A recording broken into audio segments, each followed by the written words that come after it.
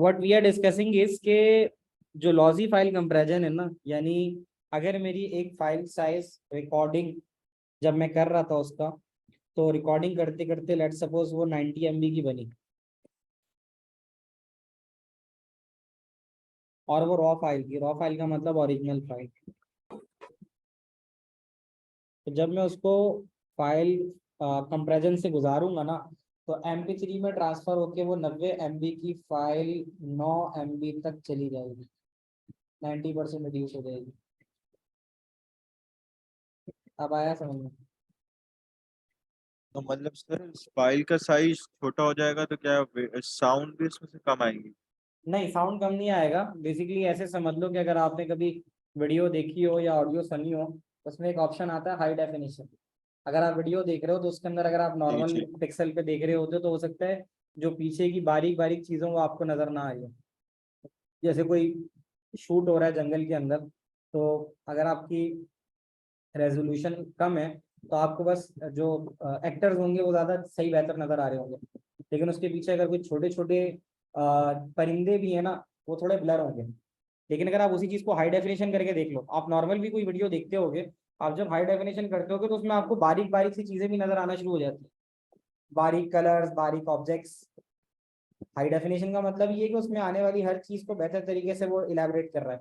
इसी तरह जब आप साउंड की बात करते हो ना, मैं ऐसे समझाऊं आपको, जैसे आप कोई साउंड सुनो, जैसे कोक स्टूडियो का कोई भी आप साउंड आपने जो है ना वो नेशनल एंथम लेट्स सपोज आपने लगा दिया, अगर आप उसको लो डेफिनेशन में लगाओगे ना, तो जो सिंगर की आवाज़ है और जो मेन इंस्ट्रूमेंट प्ले हो रहा है, 2 या 3 मेन इंस्ट्रूमेंट प्ले हो रहा है, आपको सिर्फ उसी की आवाज़ बेहतर सुनाई देगी। लेकिन अगर आप उसको हाई डेफिनेशन में करोगे ना, तो उस गाने के अंदर जो इंस्ट्रूमेंट पीछे प्ले हो रहे होंगे, ठीक है, उन इंस्ट्रूमेंट्स की भी बारीक बारीक आवाजें आनी शुरू हो जाएंगी। ये है क्या चीज? ये ऐसा है कि जैसे देखो अभी मैं तुम्हें पढ़ा रहा हूँ तो मेरे पीछे फैन चल रहा है, आप लोगों को फैन की आवाज आ रही है? नहीं। नहीं आ रही। इसका मतलब है यहाँ पर ये चीज नॉइस रिडक्शन है। लेकिन ऐसा हो सकता है कि जब रिकॉर्डिंग हो रही हो तो पीछे से इसकी भी आवाज आ रही हो, बाहर परिंदों के चहचहाने की भी आवाज आ रही हो, ऐसा भी तो हो सकता है ना। हो सकता। तो जब आप फाइल कंपैरिजन लगाओगे, तो फाइल कंपैरिजन की वजह से वो ये करता है कि इसमें इस तरह से कहता है वो, इसका एक प्रोसेस है। जैसे कि मैं बात कर रहा हूँ तो मेरी आवाज हो गई हार्ड साउंड, और मेरे पीछे कोई अगर बात कर रहा है तो वो हो गई सॉफ्ट साउंड। तो वो कहता है कि जब आप कंपैरिजन लगाते हो तो हार्ड साउंड को रख के सॉफ्ट साउंड को एलिमिनेट करता है, यानी बैकग्राउंड जो नॉइसेस होती हैं उसको रिड्यूस कर देता है। जब उसको हटा देगा तो फाइल का साइज वैसे ही कम हो जाएगा। अब देखो क्या कहता है, अभी हमने ये बात करी थी कि 90% फाइल का साइज रिड्यूस होता है, वो बोल रहा है हाउ। तो कहता है removal of sound outside the human air range. कोई आवाज अगर बहुत कम आ रही है उसको भी हटा देगा, कोई आवाज बहुत ज्यादा है तो वो भी हटा देगा। कहता है two sound are played at the same time, यहाँ पर एक टर्म इस्तेमाल होती है परसेप्चुअल म्यूजिक शेपिंग, याद रखना।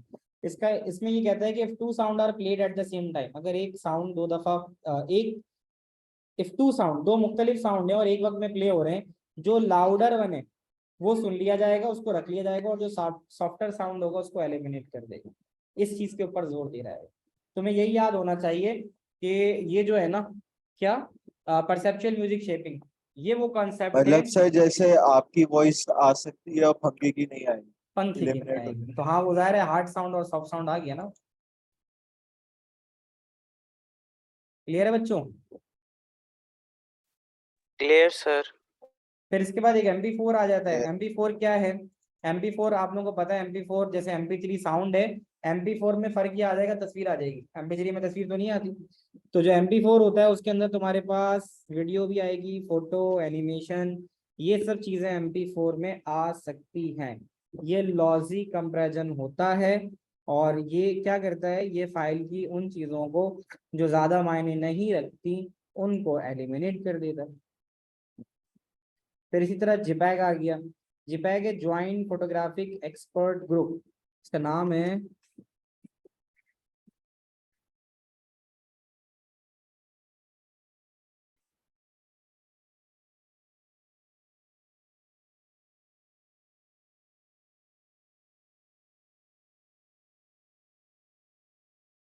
Joint Photographic Expert Group, JPEG. तो JPEG क्या करता है, जब भी कैमरा फोटोग्राफ लेता है तो वो रॉ रॉ फॉर्म में होता है। रॉ का मतलब ओरिजिनल फॉर्म में होता है, जो कि बहुत ज़्यादा साइज में होता है, तो वो टेम्परेरी होता है। फिर JPG जो होता है वो लॉजी फाइल कंपैरिजन उस पर लगाता है कैमरे के अंदर, और आपकी फाइल के साइज रिड्यूस कर देता है। कैसे करता है वो आपको ज़्यादा तो उसमें नहीं जाने की ज़रूरत है, यहाँ थोड़ा सा उसने एक प्रोसेस बताया हुआ है। कहता है JPEG फाइल जो होता है वो फाइल को कैसे रिड्यूस करता है। देखो, मैं वो क्या करेगा, जो रिपीटेड एरिया है ना, जैसे मेरी ये पिक्चर तुम्हारे पास स्क्रीन पे आ रही है, उसमें ये सारा एरिया वाइट है। तो जहां जहां वाइट एरिया जितना भी आ रहा है ना, वो उस वाइट एरिया को इंडेक्स कर लेगा। एक तो ये बात है। फिर ये कहता है कि ह्यूमन आई जो होती है ना, वो बहुत बारीक डिफरेंसेस को या कलर शेड्स को इंडेक्स मतलब एलिमिनेट कर देगा। एलिमिनेट कर सकता है। जैसे वन आ रहा है ना, जैसे वन जहां जहां वाइट है वहां वहां वन है, लेट सपोज, ऐसे ही है ना। तो वो क्या करेगा कि वहां पे एक वन लिख के बाकी सबको एलिमिनेट कर देगा, फाइल का साइज रिड्यूस करेगा। एक तो इसने ये तरीका भी बताया, दूसरा तरीका इसने ये भी बताया कि क्या है कि अगर आपके पास एक बहुत अच्छी क्वालिटी की इमेज है, उसके अंदर सब कुछ जो है ना, जैसे आसमान है, नीला नीला आसमान आ रहा है, तो वो क्या करेगा, क्योंकि आप ह्यूमन आई तो कलर शेड्स को डिफ्रेंशिएट नहीं कर सकती। अगर आप तस्वीर देखोगे तो आप बहुत ज्यादा, अगर आप शेड्स कम कर दोगे तो आपको तब भी पता नहीं चलेगा। तो वो क्या कह रहे हैं ना कि कलर इन शेड्स और detect differences in image brightness. तो इमेज ब्राइटनेस और कलर इन शेड को अगर आप कम कर दोगे, आपका फाइल साइज कम हो जाएगा। और फिर bye separating pixel colour from brightness, तो पिक्सल कलर को ब्राइटनेस से कम कर दो, इमेजेस को आप स्प्लिट कर दो 8 बाय 8 ब्लॉक के अंदर।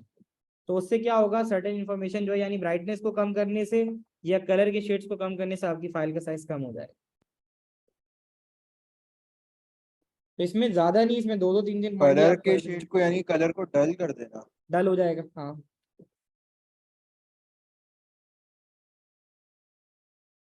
बाकी लूजलेस की अगर हम बात करें तो लूजलेस में आपको याद होगा रन लेंथ इनकोडिंग होती है। रन लेंथ इनकोडिंग के अंदर जो सेम टाइप का डाटा होता है ना, उसको वो एक जगह इकट्ठा कर देता है रिपीटेड वैल्यू को। जैसे उसकी एग्जांपल उसने दी थी यहाँ पे,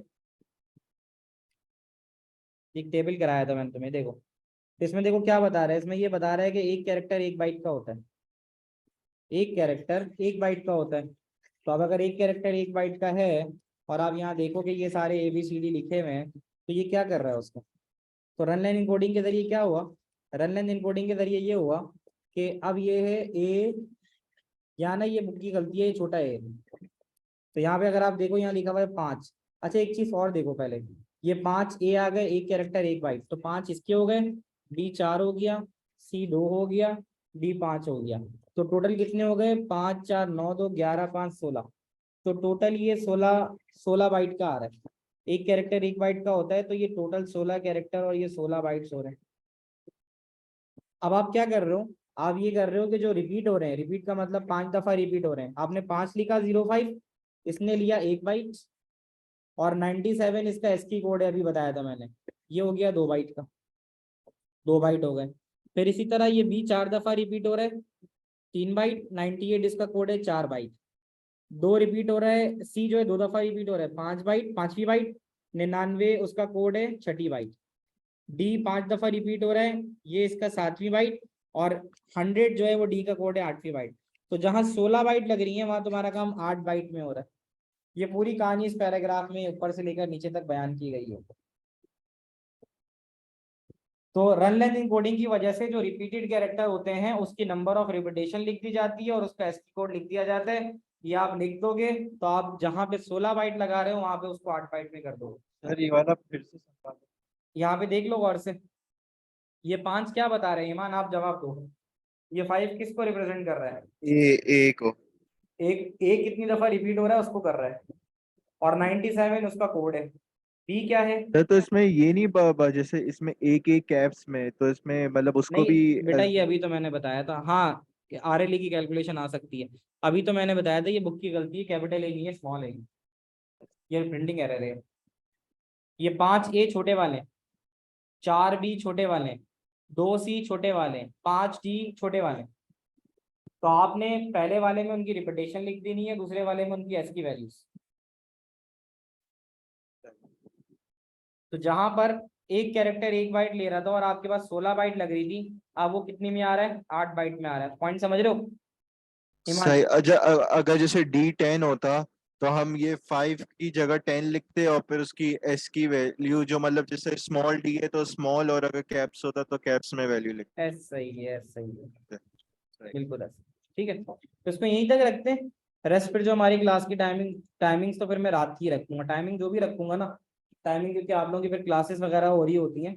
तो अब 1 मई की क्लास है ना, 1 मई का मतलब कल है, तो कल की टाइमिंग कर लेते हैं 8 बजे। किसी की क्लास तो नहीं है कल मंडे? अभी सारे बच्चे हैं, बता दो ताकि सर 8 बजे से कब तक? 8 से 10। सर तो कल सर आपने बोला था 5 से 7 होगी, मंडे और थर्सडे तो हाँ आपने बल्कि बोला 5 से 7 है ना, तो बताओ कल 5 से क्या टाइम है, 5 से ले 5 से लें। 7 सही है सर। हाँ सर। 5 से 7 में तो सभी होते थे ना पहले, 5 से 7 की तो टाइम थी। बस ठीक है, कल 5 से 7 कर लेते हैं, डन है। कल ऑब्जेक्शन वाला कल है कोई मंडे है, बता दो। हमारा मैथ का लेसन भी है। कौन सा लेसन 6 से है? सिक्स मैथ का सिक्स पे 6 से। मैथ्स की क्लास किसने रखी भाई?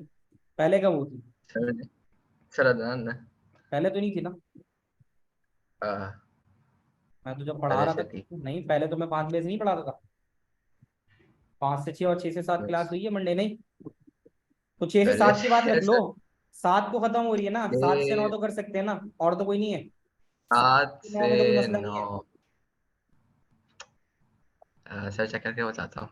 9 सात से से नौ पता नहीं, चेक 5 करके से 6 बताता हूँ। पढ़ा देते आप, फिर उनकी क्लास होती है। अच्छा, मुझे 7 से 9 बता दो, अब 1 घंटा तो नहीं ना, मैं चाहता हूँ 1.5 घंटा, पौने जी 2 सर, घंटा तो 7 पढ़े से ना। 9 सही है। बस 7 से 9 में किसी को ऑब्जेक्शन तो नहीं है ना, इसको मैं लॉक कर दूं? जल्दी बता दो, मैं फिर भेज रहा हूँ ये वाले टाइम, 7 से 9, नो ऑब्जेक्शन, ठीक है। सर 7 से 8 मेरी क्लास है, सॉरी मैं बता, कौन सी भाई? इंग्लिश की क्लास है। इंग्लिश का पेपर कब सो है? मेरा वेडनेसडे को है ना, लेकिन कल ही मेरी लास्ट क्लास होगी उसकी। थोड़ा सा आगे पीछे कर लेना उसको, क्या है? और मसले और सर की आज भी क्लास, सर आज उनका यही टाइम था तो मैंने आज मना कर दिया था। तो फिर मुझे था कि आपकी 5 से 7 होगी क्लास, मंडे को हम्म, इसी टाइम पर होती है, तो फिर मैंने उनको 7 का बोला मैं 7 तक ही आ जाऊंगा, फिर उससे आगे पीछे मत करना। अच्छा, तो फिर वही आप वाला रख 8 लो। से आठ आठ से से दस दस वाला ले। है। 8 से 10 में तो हाँ मसला 8। नहीं है भाई, नहीं नहीं। तो तुम्हें नहीं है ना, 8 बाकी भी से तो 10 होता तो है। फिजिक्स की क्लास है ना सर। 9 से 10। 9 से 10 फिजिक्स है। जी सर। तो सर अच्छा, अभी 10 एक से काम करते 12 हैं, मेरी बात सुनो ना, छोड़ो यार सारी चीजें छोड़ो, जो हमारा अपना था उसी पे रखते हैं। 5 से 6 है ना, तुम लोग ये कि 4:30 पे ज्वाइन कर लेना, बस खत्म हो गई बात, आगे लेके 4 से 6 से साढ़े चार बिल्कुल सही है सर। 4:30 से कर लो, नो ऑब्जेक्शन, नो है ना? ऑब्जेक्शंस फ्रॉम माय तो साइड। जैसा था अपना सही 5 से 6 था ना, 4:30 कर लेंगे, किसी को भी मसला नहीं होगा। ठीक सही है, किसी को अभी है तो बता दो, वरना मैं 4:30 से 6 डन कर रहा हूँ इसको। साढ़े सही है चार सही है से सर। सर। सही है। 4:30 to 6, ठीक है बेटा, चलो फिर कल इंशाल्लाह मिलते हैं। अल्लाह हाफिज, अल्लाह हाफिज। 4:30 से 6। अल्लाह हाफिज सर। अल्लाह हाफिज।